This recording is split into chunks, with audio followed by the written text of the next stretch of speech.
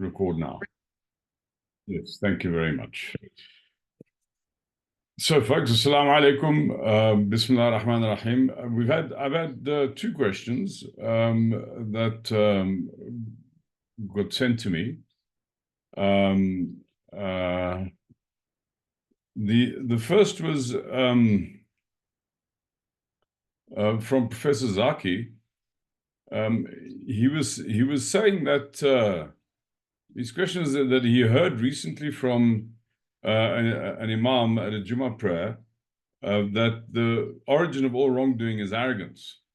And then he says, but from his understanding of the intent model, that the fundamental trait of all wrongdoing committed by the taker is selfishness.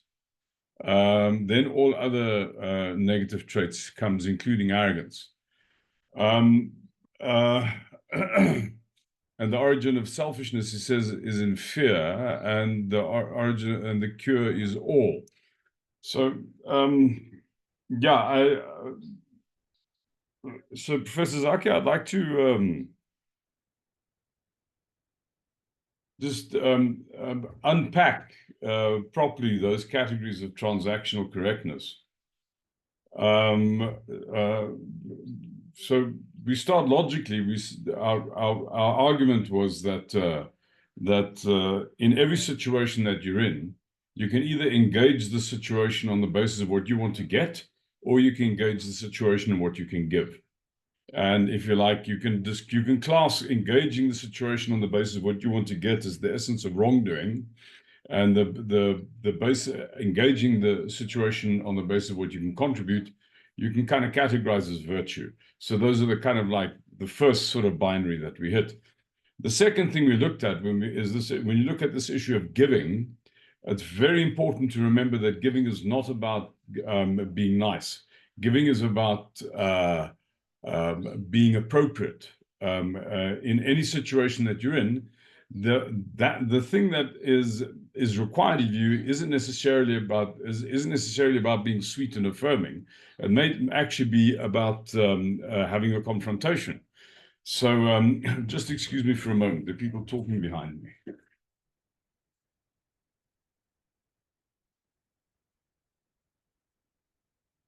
I beg your pardon. So if we say giving is not about being nice, it's about being appropriate. We've also indicated that the sense of appropriacy presents itself to one in two broad classes. There's a giving that is concerned with generosity, and a giving that's concerned with courage. So for instance, if a hungry child asks you for food, the appropriate thing to do is to give the child food. Whereas if a little old lady is being beaten up by a thug for a handbag, then the appropriate thing to do is to beat up the thug. So giving, it might actually mean beating somebody up. Giving is not always about being sweet, kind, nice, and affirming. We therefore said that giving is about acting consistently with either the generosity or the courage that's operative in the situation that you're in. So the root of the issue is being here to give. That's sort of like the coin. The coin has got two sides. It's got one side called generosity, another side that's called courage. And what's important about these two opposites is that there's kind of a weighting to the generosity side of the coin. So what we're suggesting is that generosity is the primary category. If we're saying that your intent is here to give, then clearly confrontation doesn't seem appropriate as your first engagement. Your primary engagement is kindness, and then secondarily there might be a confrontation. We also said that if we say that giving is about acting consistently with the generosity or the courage that's operative in the situation that you're in, taking is about getting your logic wrong. So when you act consistent, when you are generous, when you should be courageous, and vice versa. So if the hungry child asks you for food and you slap the child, that's not giving, that's taking. We call that selfishness. If the thug is beating up a little old lady and you go over and take her bag from her and give it to the thug, that's not generosity, that's cowardice. So giving is about being appropriate. And you can call this general sense of appropriacy as the intent to give or giving its situation its due. And it has these two manifestations, generosity and courage. But what's very important about both of those attributes is that there are things that happen in the world. Either generosity or courage without an action that's associated would not make sense. Generosity, you act generously. You confront something to be courageous. What we also indicated, though, is that this issue of giving each situation its due has an inner equivalent, and the inner equivalent is to see things as they are. Because clearly you can't act appropriately if you've misappraised the situation. And we indicated that these two qualities of giving its situation its due and seeing things as they are kind of mutually inform each other. If you consider about any time that you've really misbehaved, I mean, reflect on, like me, you sort of made some kind of you behaved in a way that was really afterwards, subsequently, quite sort of shameful. You think, well, why in hindsight did it occur to me as shameful, and in foresight it didn't occur to me at all? Well, actually, because you misappraised the situation. You didn't see the situation as it was. And because you misappraised the situation, you acted inappropriately. So being able to do the right thing, being able to be either appropriately generous or courageous, is predicated on seeing things as they are. The inner equivalent of giving its situation its due is to see things as they are. And we said that giving its situation its due has these two categories of generosity and courage. So then are there equivalent inner categories to seeing things as they are? And indeed there are. The inner equivalent of generosity is gratitude. Because surely generosity means to give away. If I'm giving with the intent to make some sort of an investment, then you can't call that generous. So giving is giving with the intent to give away. And what enables a person to give away is that you recognize you've received in excess of your due. When I recognize that I've received in excess of my due, it means that it is easy for me to give away. So what sits behind generosity is this quality of, I beg your pardon, yes, what sits behind generosity is this quality of gratitude. Also, what sits behind the issue of courage is the idea of trust. If I don't know that I can trust you, I need to take a risk with you. I need to take a courageous step. By having taken that courageous step, then I earn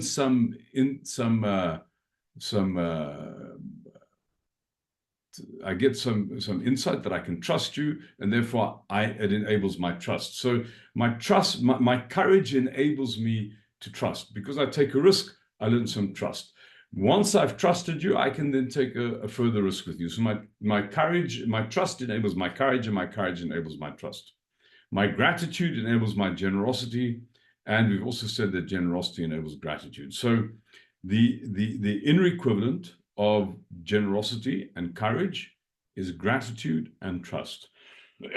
So think of it this as almost as a matrix of 6 possibilities. There's the sort of the 2 things that sit at the root of this thing, but they're literally just like the base plate that the matter sits on. Seeing things as they are and giving its situation its due.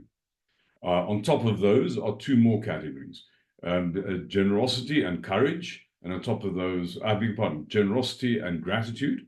And on top of that, there's 2 more categories, courage and trust.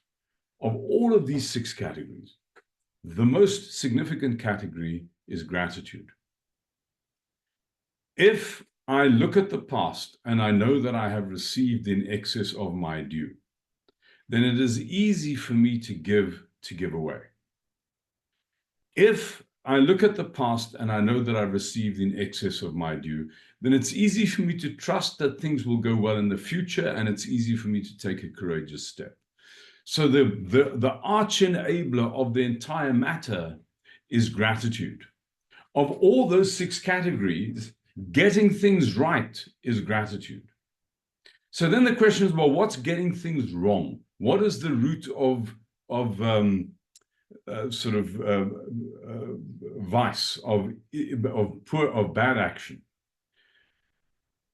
We've indicated that the inverse of gratitude, if you're not seeing things as they are, the inverse of gratitude is resentment. If I think that I've not received my due, then clearly I'm not going to be generous. If I'm resentful, I don't want to give you anything other than a kick in the teeth. So my ingratitude, my resentment rather, produces selfishness. Also, my resentment creates the conditions when I look into the future, I'm not going to trust. And therefore, I'm going to behave in ways as to protect myself. I'll not be courageous. I'll be cowardly. So my resentment produces selfishness. My resentment produces distrust, and my resentment, by extension, produces cowardice. So where the heart of getting things right, we've argued so far, is the issue of gratitude. The heart of getting things wrong is resentment. I must stress that this is peculiar to our age and our time. And the reason why this issue of resentment is so important to understand is because the whole issue of victimhood is such a big issue in our time. Think about the whole sort of woke wave and this kind of this growing sort of eulogizing and fating of the underdog that one has in modern culture. It's kind of like so there's this narrative of victimhood that sits behind the rights narrative that sort of drives our current way of looking at things, which means that the opposite of gratitude is most appropriately expressed at the moment as resentment. I think another way of expressing that opposite of gratitude, in other words, that ingratitude, is actually arrogance. Because if you consider how often Allah describes people who have earned His displeasure in Quran, He describes them as people who consider themselves self-sufficient. Now, if you consider very carefully what it means when you are grateful, what you're saying is that you've received in excess of your due. This is the opposite of being self-sufficient. You know that in the general scheme of things, you are owing. That you are in that sense you are beholden. In that sense, you are not the commanding one. You are not the big one. You're not the powerful one. Whereas if you consider yourself, if you think about the opposite, it therefore means that you don't think you owe anybody. You think you're self-made and you're self-sufficient. So very often in Quran, the kuffar or kufr is described as people who consider themselves self-sufficient. That's the essence of arrogance. So you could say, but maybe it would be more useful to use the word arrogance as opposed to gratitude as the inverse of arrogance as opposed to resentment, I beg your pardon, as the inverse of gratitude. That may be true, actually. I just think it's more useful for us in our current time to see the inverse as resentment, because people don't realize the kind of arrogance that actually sits behind any victim narrative. It's the opposite of what it dresses itself up to be. So, Professor Zaki, I think this issue of I would completely concur with the person who said this at this Jummah prayer, that all all wrongdoing is arrogance, is a product of arrogance. If you understand arrogance as a claim to self-sufficiency, which therefore says I don't need to be grateful to anybody, I'm owed. It also suggests that one must see these categories. I mean, one must see these categories in a more, more in a descriptive than a prescriptive light, because you can see that if you just twist the model slightly, then it gives you a different kind of way of sort of, it suggests a different set of categories. And this the origin of selfishness lies in fear, and the cure is awe. So I'm just going to read the statement again and see whether what I've said speaks to that. So you said that this person said that arrogance is the origin of all wrongdoing, but from your understanding, the fundamental trait of all wrongdoing is committed by the taker is selfishness. No, it actually isn't, because selfishness is the opposite of generosity, and generosity is not the heart of the issue. It is gratitude that's the heart of the issue. It's the inner peace, the gratitude that sits behind all of that. Right. Thank you. I hope that's been useful. It's been a bit wordy. The next question that was somebody, and I don't want to mention the person's name because it might be a little bit sensitive here. The person said, "How do you navigate stuckness?" And I dare say many of us have this experience of stuckness often. The person said, "I've been without a job for a few months. I've applied for numerous things with no luck so far. Contracts that were promised were delayed, and even a contract that she signed didn't come to materialize for the strangest reasons. It's obvious that she's dealing with forces beyond her control. Nevertheless, she says, I am preserving and continuing to apply for other work opportunities. However, every rejection email chips away at my resolve. How do I navigate this period of uncertainty and feeling stuck?" Man. So,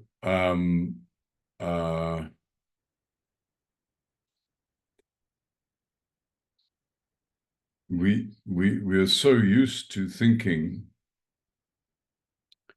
that the purpose of life is to get somewhere, and somewhere is obviously not here. That when we are, in whatever sense, metaphorically or otherwise, if you like, confined to quarters, when we are, in that sense, stuck, when our pursuit of something is frustrated and we are just in the situation that we're in with no kind of recourse, there's almost a sense of a wasted life or of a wasted opportunity, and in that sense, a sense of stuckness. And I dare say it's not an experience that I'm unfamiliar with. And many of us, this is not an experience that we're unfamiliar with. This really is, it's part of how our consciousness gets constructed. Our socialization process turns us into people among people. And a person among people has to be useful. A person among people has to be doing things that are constructive and benign for society. You have to be pursuing ends. That's how you've been designed to be by your socialization process. So there's something deeply depressing when you suddenly feel like you are not useful or you're just stuck. But maybe there is an opportunity in this. So maybe there's something to be gleaned from this experience, despite the fact that it is so awful. And so a couple of things come to mind from my own experience. The most delightful time I've had, the most wonderful time I've had in the last 5 years was during the COVID lockdown. we sort of had the ramifications of COVID for about a year in South Africa. And the essence of that, about 2 or 3 months, it was extreme. I mean, I was basically confined to the Zawia. I lived on the veranda outside of my office here. And the first 2 or 3 weeks was distressing. And then I think it turned into actually one of the most extraordinary periods of my life. I mean, just once my capacity to act in my own defense, find contracts, go and do work, was all taken away, I could sit and experience what I had. And in fact, living in the Zawiya is quite an extraordinary experience. So if you'd asked me before that, what's it like being in this, I probably would have said not different things from what I said subsequently, except that subsequently I knew what I was saying. I had this real experience of learning how to enjoy what I have and not wishing to be elsewhere. So being in a situation where you are just where you are and you cannot be elsewhere might be experienced as stuckness, but it might also be experienced as an opportunity to really experience and appreciate what you have.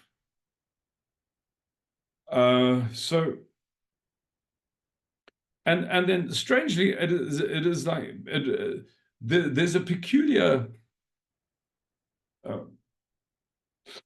how can I put it? There's a peculiar paradox that's at work here. When you completely commit to being stuck, when you decide, I'm now going to relax into this and be in this place and not wish myself to be other than where I am, that's when the openings come. The openings don't come when you gun for them. The openings come when you look away. And I've got two experiences that the one is sort of not a personal experience, but it's something that I've sort of heard about. And the second is an experience I had myself. So I'll speak about the sort of more theoretical one first. It's really how horse whispering works. If you might have heard of the discipline, horse whispering. And it's really about people who can take wild horses, like mustangs, who've just come off the mountain. They've never seen a human being before. They've had nothing to do with human beings. This person takes a wild horse, and this person backs the horse within a day and befriends the horse and turns the horse into a riding animal with no violence. You know, it's not like you see in these cowboy movies where the person sort of breaks the horse. The idea is not to break the horse. The idea is to befriend the horse. There's a discipline like that in South Africa. People who do the same thing, or Southern Africa, they do it with the desert horses of the Namib. They do the same thing. They befriend these horses and they ride them and they turn them into domesticated animals in one day. Now, how does the person do this? How does the horse whisperer do this? They get into the corral with this horse. And the first thing that they do is that they look at the horse. They look at the horse by very deliberately, in the eye. And the horses obviously wouldn't like that because we are prey animals and we are predators rather, they prey animals. And so the horse sort of tries to protect itself from this person who's looking at them, and so the horse moves away and the horse whisperer just gently walks behind it, but keeps on looking directly at the horse until the horse whisperer thinks that this horse has now had enough of this. And then the horse whisperer deliberately looks away. And the most amazing thing is that horse can't stand this. The moment the horse whisperer starts behaving like this, the horse kind of says, this is peculiar. Then the horse comes to the horse whisperer. So it's like, well, don't you find me interesting anymore? So it is like it is important, if you like, to lasso the outcome that you want. But then it's also important to take your attention away from that outcome that you want, and to give your attention to what's immediately around you, to not look at the outcome, deliberately not look at the outcome. That calls the outcome to you. So the experience that I had that was resonant with this was when I was very young. As a young student, I went to a mountain. There's a mountain range in the north of South Africa. It's actually continuous It's a very top end of the Drakensberg. But there's an unbelievably beautiful and very wild patch piece of mountain there. And there's a gorge in this mountain called Gibraltar Gorge. And it's in my first year of university, two of us, and myself, a friend of mine was Peter. We met a guy called Keith who described this gorge. And he said, this is the most amazing place. I mean, you have to go there. You've just, and he convinced us so much. The next vacation, Pete and I were on the road. We were hitchhiking to this place, this Gibraltar Gorge.